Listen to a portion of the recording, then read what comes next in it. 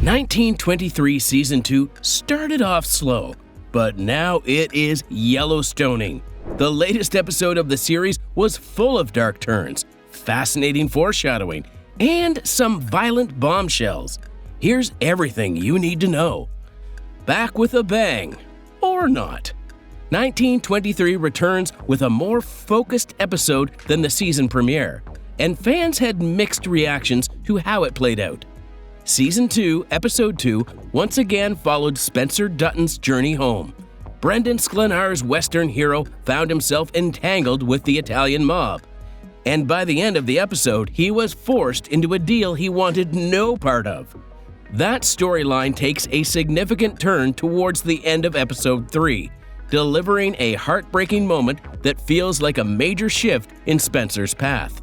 And one can only hope and pray that the Lord, or Taylor Sheridan in this case, would have mercy on him.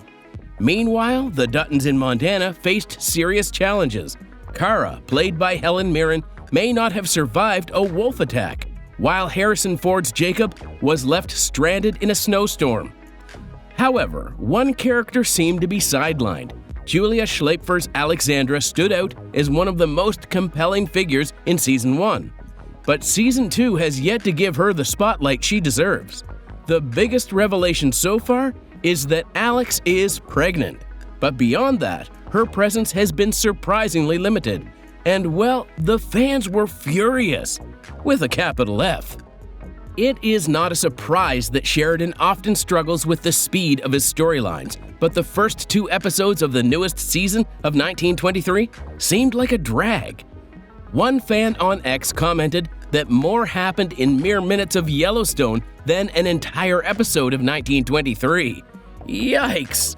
To be fair, it did seem like Sheridan lost his direction for the season opener and what followed next. The storylines seemed like teasers, and they moved way too quickly. Would it hurt Sheridan to just focus on one character and their story to give us something? By the looks of it, the director/creator doesn't want to change his strategy with cliffhangers and open loops. At least for the 3rd episode of Season 2, he seemed a bit more composed. And lo and behold, the reviews for the episode were glowing. We are so back, right? 1923 Season 2 is dark. Unfortunately, the plight of 1923 fans doesn't end there. For some reason, Sheridan has decided that he will upscale the violence and gory details in the prequel to an umpteenth degree. Viewers took to social media to express their frustration over the very dark season opener, which featured sexually explicit scenes. One viewer questioned, is it necessary for there to be so much violence in #1923TV? While another commented, this season has gotten off to a sadistic start. I do not know if I can keep watching with this level of violence. Another fan asked, what is with all the sexual violence starting off Season 2, #1923? Others shared similar concerns, with one calling the scenes too much and another admitting they had to mute and look away too many times. If that wasn't enough, Season 2 ended with Elizabeth's deafening screams as she got bitten by a wolf. And oh gosh, that scene was pretty hard to watch. But don't give up on 1923 Season 2 yet. The subsequent episode was everything we wanted to watch, and so much more. To the delight of the fans, Alex was once again in the spotlight, and in a true Yellowstone fashion, the episode sent the fans into a frenzy of wild internet theories and possible spoilers. Alexandra's dark story. Episode 3 gave fans a lot to talk about, especially when it came to Alex's journey. Just when it seemed like things were finally looking up for her, she hit another roadblock.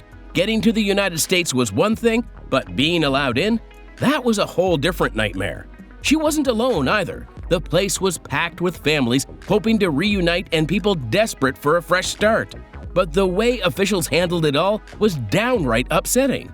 Sure, there had to be a process, but did it really have to be that invasive?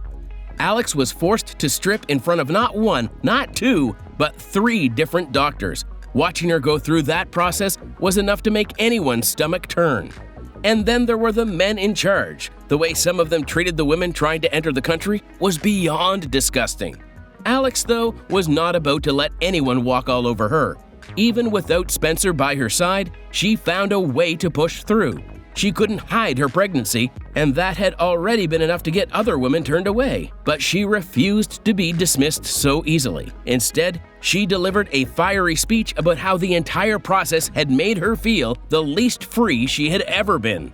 Somehow, that was enough to get her through. Even though Alex is tough and knows how to handle herself, people keep warning her that America isn't exactly a safe place for a woman traveling alone. The show isn't afraid to dig into serious issues, and it handles them in a way that feels real. Her journey is far from over, but with a little luck and a few kind strangers, she's one step closer to Montana. Spencer's setbacks. Alex's trajectory is definitely scary, but Spencer's situation is anything but safe as well. When he was handed a gun along with the task of delivering the mob's liquor to Texas, it was clear trouble was coming, and it did. Just not in the way fans expected. Luca's passing was both frustrating and, in a way, a relief. After Spencer saved him in the premiere and they shared such an emotional moment, we really thought Luca was going to stick around and make it to Montana with Spencer. Who doesn't like a little sidekick action? But his greed and obsession with mob life were exhausting, and it was only a matter of time before it got him unalived. Tragic? For sure, but also a necessary step forward for Spencer's journey. Meanwhile, things back in Montana were just as intense. Kara didn't go down without a fight. She managed to slay the wolf that attacked them, which was a huge relief.